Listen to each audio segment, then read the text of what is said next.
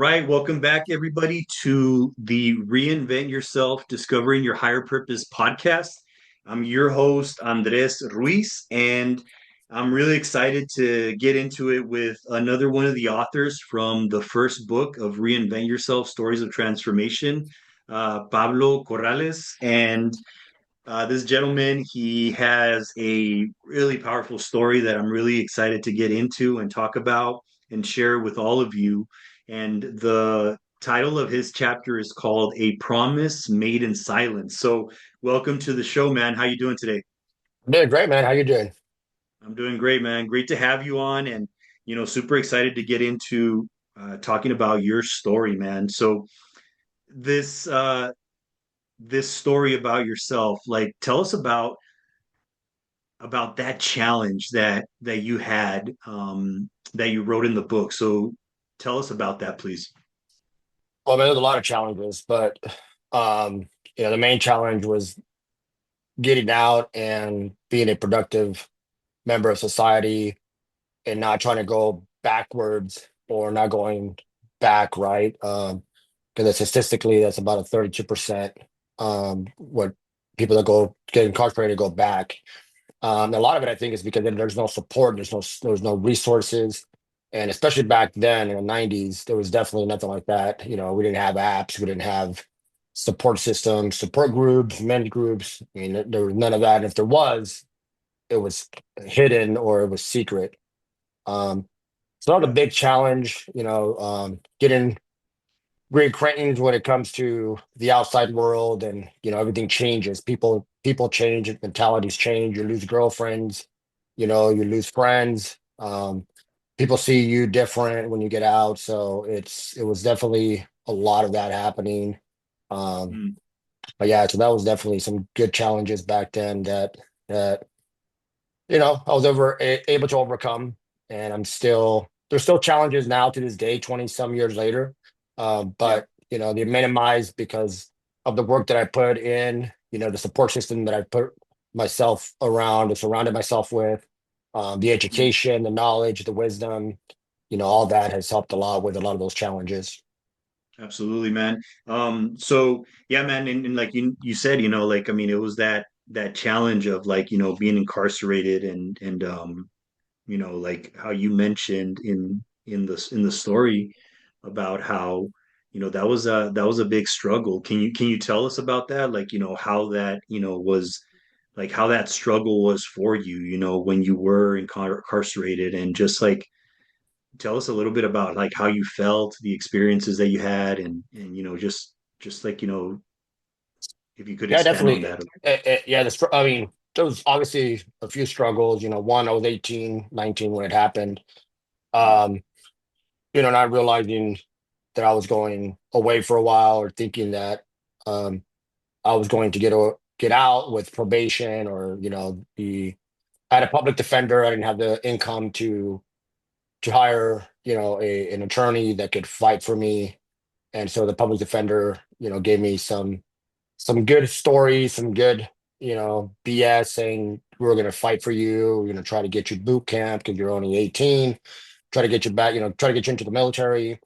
And when we got to court, that wasn't even mentioned at all. So it was the lack, you have lack of trust at that point from people you thought were supposed to be helping you. They didn't. So you have a lot of anger, right? You have a lot of frustration. You're 19, 18, 19, about to go to the big house that they call it, right? And you show up and it's some bad people in there. And you know you got to you got to quickly grow up, mentally, emotionally, physically, and otherwise, it could be a hard time for you. So those some struggles there. But I was fortunate enough that even in there, I surrounded myself with good people, right? As crazy as that sounds, right? But there were some good people that I surrounded myself with that had my back, made sure that the goal was to get me out, not keep me inside, right? So I was fortunate and blessed enough to find those people in there, and have them pretty much, take me under their wing. That's cool, man. So it sounds like these gentlemen, like, they saw you, young buck. I mean, 18, like, And it sounds like they saw you, and I don't know, maybe they saw something in you, like potential to like get out and still make something of yourself. So it sounds like, that you owe, well, not owe, but like, I mean, you give a lot of credit to those people to help you during that time. Oh, yeah, 100%. I definitely owe them and I definitely give them a lot of credit. A lot of these guys are doing 10, 15, 20 years. I was in there for 3 and they, they don't really care someone in there for 3. That's like, dude, that ain't shit, right? So, Kira goes, oh, I got 30 some months, and they're like, what? They're out of my face.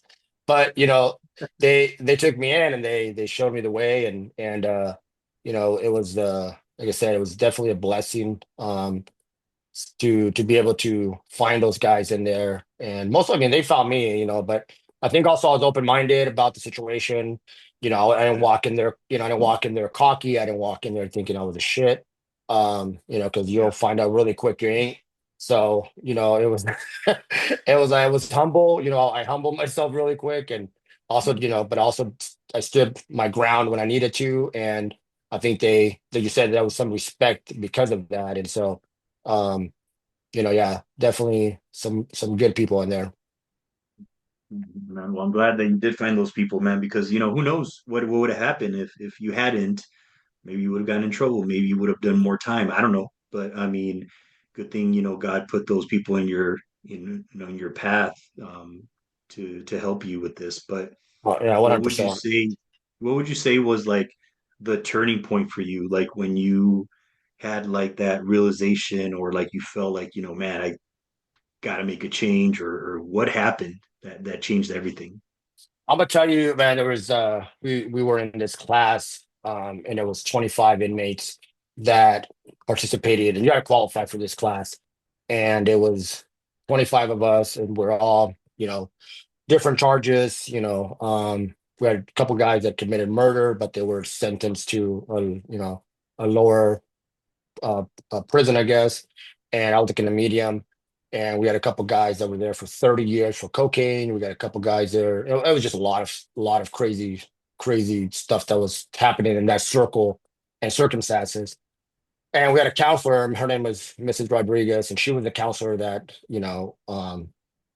her job was to somehow make 25 inmates work together and understand each other and talk about each other's. It was like a men's group, basically, right? And I'm gonna tell you what, it was a 12-month program. I'll tell you the 2 to 3 months. It was intense. Like, people wanted to fight, people wanted to stab each other. Out of 25, only 15, 15 or 10 of us graduated. Um, and that's because, you couldn't fight, you can do a lot of crazy stuff because you get kicked out of the program. The reward of that program was you got a year off, right? So a lot of these guys, they wanted that year off, or they wanted, extra benefits or perks or whatever it was. Um, and so my turning point was watching her care about these inmates when her job was just to go in there, have us talk about our problems, not kill each other, and then go home. But she literally genuinely cared about what she was doing in her job. And I saw it with multiple times where she would cry and she would, she talked to me one on one a few times. And that's when I started realizing, like, man, because when you first started talking in these groups, the first thing you hear is it was the lawyer's fault, the girlfriend, the snitch, the judge, right? It was all everybody else except for yourself, right? You didn't do anything wrong. You were in there because somebody else, did something bad to you. And so you quickly, or at least the 10 or 15 of us quickly realized, dude, it was us. We messed up, and we took accountability. And because we took accountability, I think we're able to adapt to that program and see things different from when the time we started the program to when we ended it. And like, that's so cool to hear how not one person that showed that they cared, and I felt, your emotion there, like as you were saying that you really genuinely saw that she cared. I almost felt like you were reliving that moment of like seeing her crying, and just seeing how this person really cared about you. Right. Yeah, man. So yeah, that's super powerful to hear that. And and I, like I said, man, I mean, I feel like, these people, they're putting your in front of you for a reason, like they they they helped you, because you were a young man still. I mean, like, Oh yeah. I'm pretty sure that, yeah, as mature as you were, you still needed guidance, and it sounds like some great mentors were put in your way, including this woman that helped you through this process as well. Oh yeah, 100%. I think without them, who knows, like you said earlier, what would have happened? Because as humble as I was also, reckless and, thought I could take on whoever, and it was definitely, God or the universe or whoever that decided, hey, we're going to put you in this situation. What you do with that situation is up to you, but we're going to put you in this path and you do what you will with it. I think I was just lucky, or I don't know, man, that I was able to understand the people that were in front of me. So, That's cool, man. That's awesome. And then, so tell us like about like when you got out, like how was that experience? When you got out, and then what happened after that? and when I got out, it was, different. Noise bothered me a lot because in there there's no noise, right? It's super quiet. You come out here, freaking cars and buses and honking and people all over the place, and I'm like, dude, what the hell? Um, and so it was definitely took me a while to get used to the everyday life of the outside world. Um, I got out and there's pagers and I was like, what is this? Uh, and movies that people wanted me to watch and songs they wanted me to hear. And I'm like, what the hell? What's celebrities and all this other stuff that hey, did you hear about this? Like, no, dude, we don't hear about none of that stuff, right?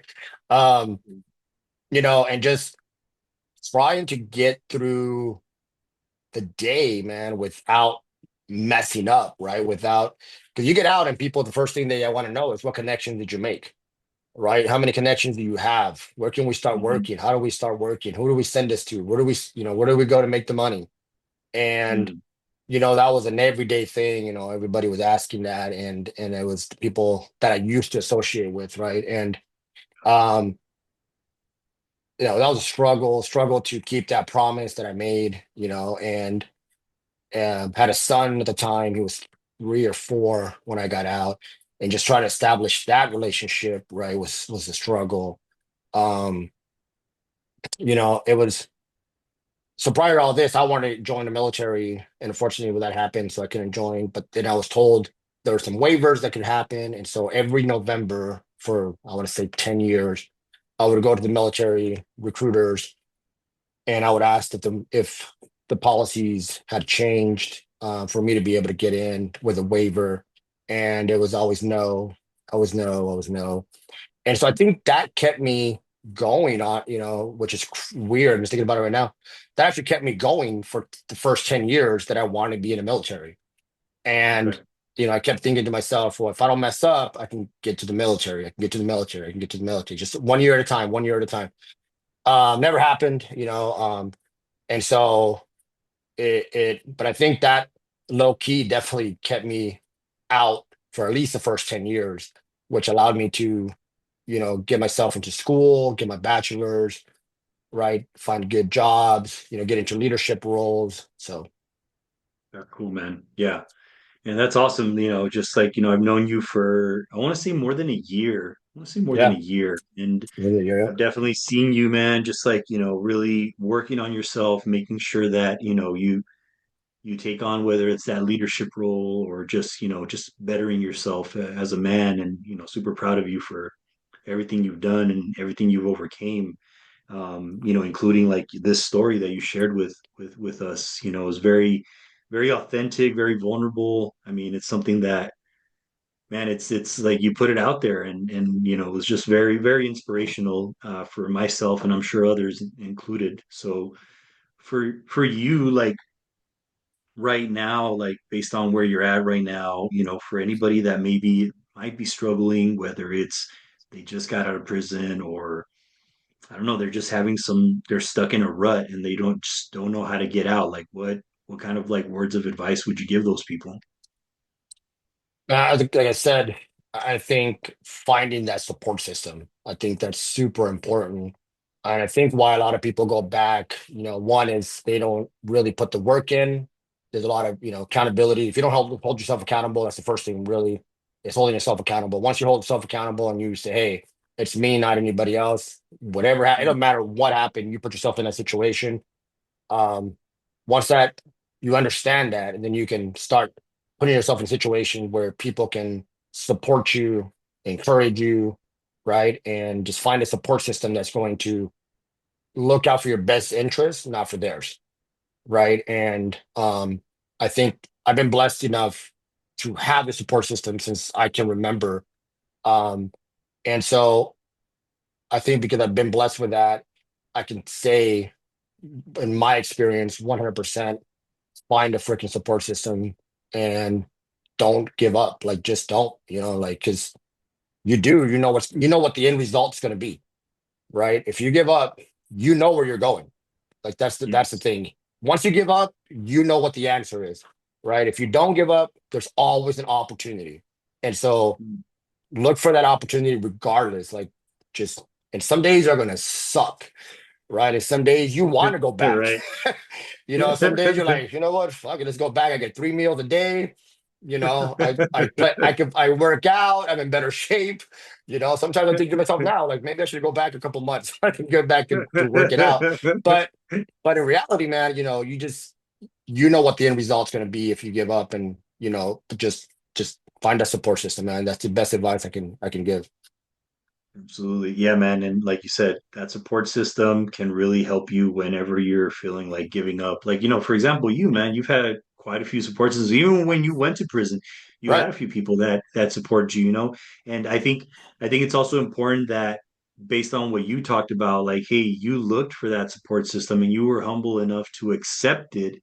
And I think that's another thing that maybe I would like to throw that in there based on what you've been saying is just being humble enough to accept help because Right. sometimes I know our ego or our head is too big. We're just kind of like, I can't do this myself. But in reality, you can't do it yourself. It's It just can. Nope. impossible, pretty much. But yeah, man, I mean, thanks again for being willing, first of all, to share your story with us, in the book, and then also sharing it with us today.